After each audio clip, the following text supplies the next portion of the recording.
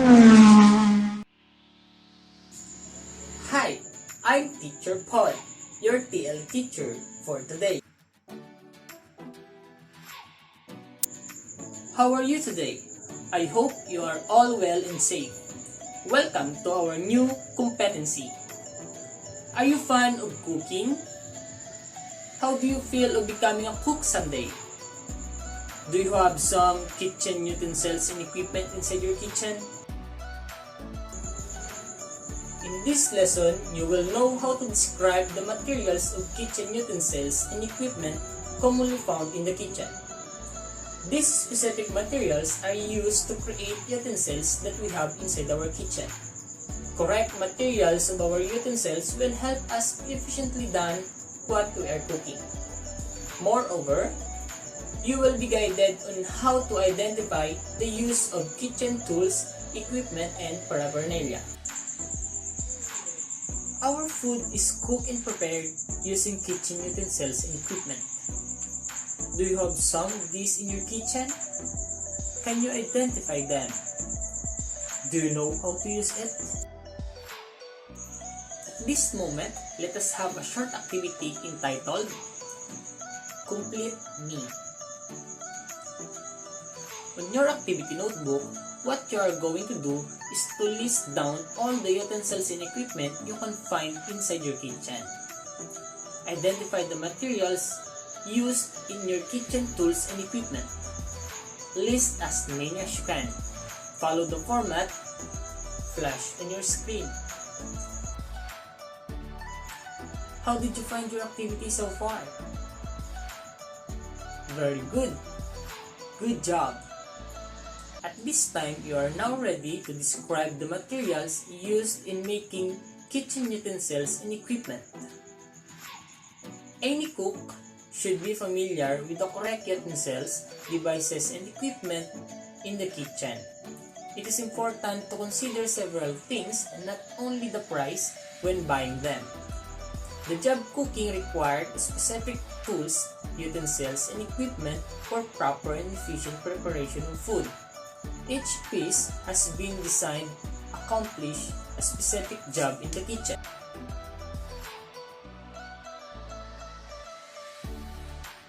Materials of kitchen utensils and equipment commonly found in the kitchen. The tools, utensils, and equipment are made of different materials, each having certain advantages and disadvantages. The following list are materials of kitchen utensils and equipment commonly found in the kitchen.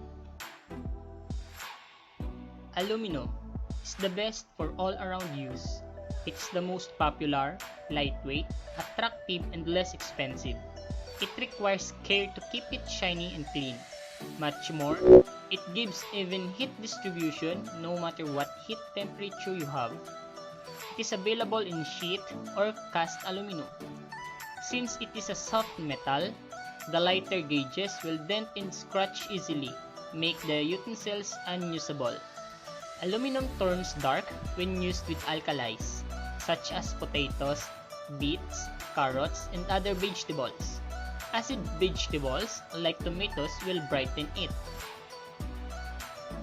Stainless steel is the most popular material used for tools and equipment, but is more expensive.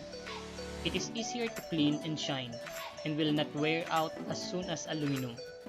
Choose those with copper, aluminum, or laminated steel bottoms to spread heat and keep the pot from getting heat dark spots. Stainless steel utensils may be bought in many gauges, from light to heavy. Glass is good for baking but not practical on top or surface cooking.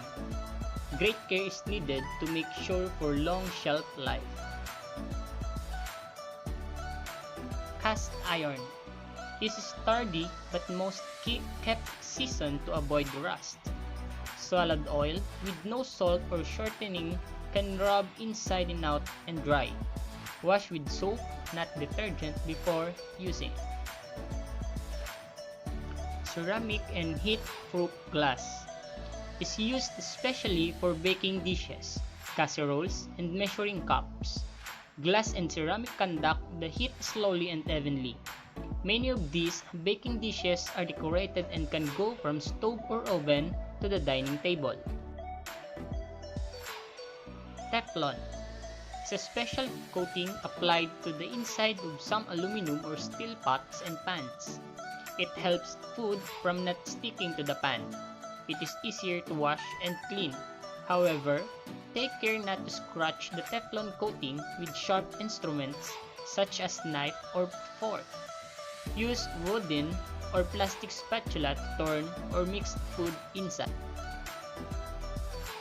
Plastic and hard rubber are used for cutting and chopping boards, tabletops, bowls, trays, garbage pails, and canisters. They are much less dulling the knives than metal and more sanitary than wood. Plastics are greatly durable and cheap but may not last long. Cooking utensils list that every kitchen needs. Buster is used in returning some of meat or poultry juices from the pan back to the food. Cans, bottles, cartoons opener used to open a food tin. Colander, also called a vegetable strainer, used in cleaning vegetables or straining pasta. Cutting boards, where meats and vegetable can be cut. Dredgers, used to shake flour, salt, and pepper on meat, poultry, and fish. Double boiler, used when temperature must be kept below boiling without overcooking. Emery board or sharpening steel, used to sharpen long knives. Flipper is used for turning hamburgers and other food items. Funnels, used to fill jars or container with a small opening. Garlic press is a kitchen tool used for pulping garlic for cooking. Graters, used to grate, shred, slice, and separate foods. Handy poultry and roasting tools make it easier to lift a hot roasted turkey from the roaster to serving platter without it falling apart. Kitchen knives, often referred to as cook's or chef's tool. Knives are a must for all types of kitchen tasks, from peeling to slicing. Kitchen shears, used in opening food packages, cutting tape or string to a food package, or to simply remove labels or tags from the items. Measuring cups or spoons is used to measure an amount of an ingredient, either liquid or dry. Commonly used measuring tools in the home or in commercial kitchens include the following. Measuring cup for dry ingredients is used to measure small solid and dry ingredients. Measuring cups for liquid ingredients, commonly made up of heat-proof glass, used to measure liquid ingredients. Portion scales, used to weigh serving portions from 1 ounce to 1 pound. Scoops or dippers, used to measure serving of soup foods such as fillings, ice cream, and mashed potato. Measuring spoons, these are used to measure smaller quantities of ingredients. Household scales is used to weigh large quantity of ingredients in kilos. Pasta spoon or server is used to transfer a little or much cooked pasta to a waiting plate without mess. Potato masher, used for mashing cooked potatoes, turnips, carrots, or other soft cooked vegetables. Rotary egg beater, used for beating small amount of eggs and butter. Scraper is used to blend or scrape the food from the bowl. Seafood serving tools make the task of cleaning seafood and removing the shell much easier. Serving spoons, used in preparing, serving, or eating food. Serving tongs enables you to more easily grab and transfer larger food items. Soup ladle, is used for serving soup or stews, also works well to remove or skip off fat from soups and stews. Butcher knife, used to section raw meat, poultry, and fish. French knife, used to chop, dice, or mince food. Roast beef slicer, used to slice, roast, ham, and thick solid cuts of meats. Boning knife, used to fillet fish and to remove raw meat from the bone. Fruit and salad knife, used to prepare salad greens, vegetables, and fruits. Spatula, used to level off ingredients when measuring and to spread frosting and sandwich fillings. Citrus knife, used to section citrus fruits. Paring knife, used to core, peel, and section fruits and vegetables. Spoons, used to spoon liquids over food and to lift foods, including the liquid out of the pan. Temperature scale, used to measure heat intensity or to check the accuracy of equipment's thermostat. Two-tine fork, used to hold meats while slicing and to turn solid pieces of meat while browning. Whisk for blending and mixing, used for whipping eggs or butter and for blending gravies, sauces, and soups. Wooden spoons, used for creaming, stirring, and mixing.